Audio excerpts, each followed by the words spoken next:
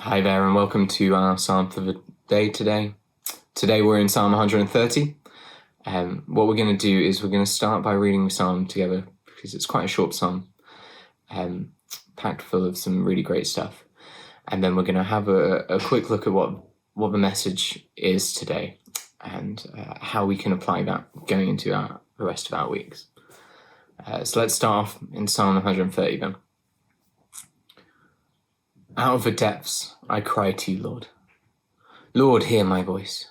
Let your ears be attentive to my cry for mercy. If you, Lord, kept a record of sins, Lord, who could stand? But with you there is forgiveness, so that we can with reverence serve you. I wait for the Lord, my whole being waits, and in his word I put my hope. I wait for the Lord more than the watchmen wait for the morning. More than the watchmen wait for the morning. Israel, put your hope in the Lord, for with the Lord is unfailing love, and with him is full redemption. He himself will redeem Israel from all of their sins. Psalm 130 is this fantastic personal testimony of God's rescue from the depths of guilt. The psalmist takes us step by step from this pit, from the depths that he's feeling, all the way up to this fantastic position where he's exalting the Lord and has full, unfailing hope in his redemption. It's one of those key messages for us to take into our lives, that when we feel far from the Lord, when we feel overcome by our own sin, by our own guilt, we can know that we can have faith that God will redeem us. We start Psalm in verse 1, obviously, with this cry from the depths. Out of the depths I cry to you, Lord, Lord, hear my voice. It's a universal cry for when we feel overwhelmed. Lord, where are you? Please hear me today. But the psalmist knows that the Lord will hear him. He also knows the reality of his position in verse 3. If, Lord, you kept a record of sins, Lord, who could stand? When he's down in this pit, the reason he feels so helpless is because he knows in our human condition, there's no way that we would be able to redeem ourselves. There's no way that we would be able to get out.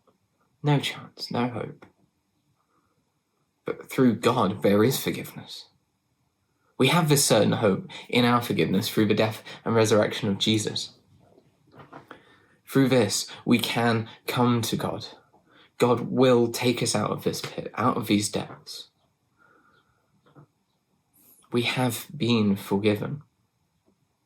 We can ascend. The psalmist goes on with this.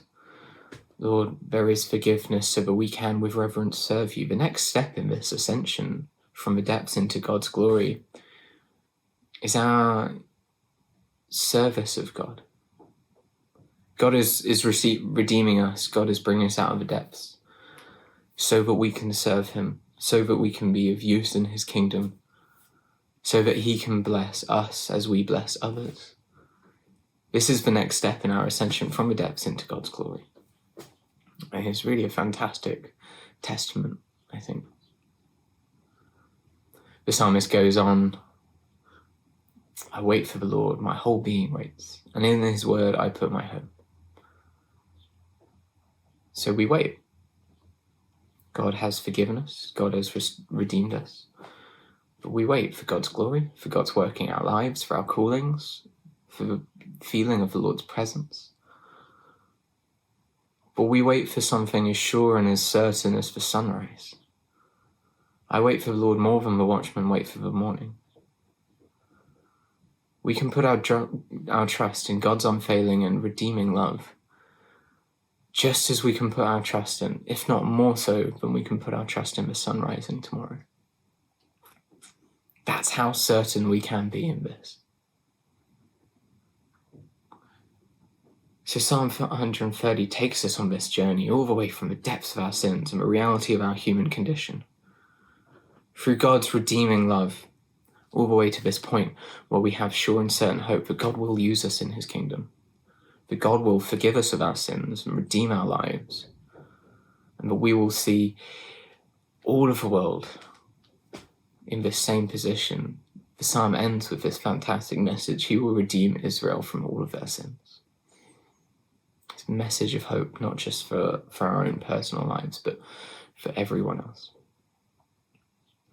Today, I think what I want us to really focus on in prayer is to take the time to consider what it is in our lives that we need to give over to God. What is it that we feel so overwhelmed by that it's kept us in the depths, unable to take that step of ascension? What do we need to give to God, knowing that he has and he will forgive us, so that we can continue our journey towards him?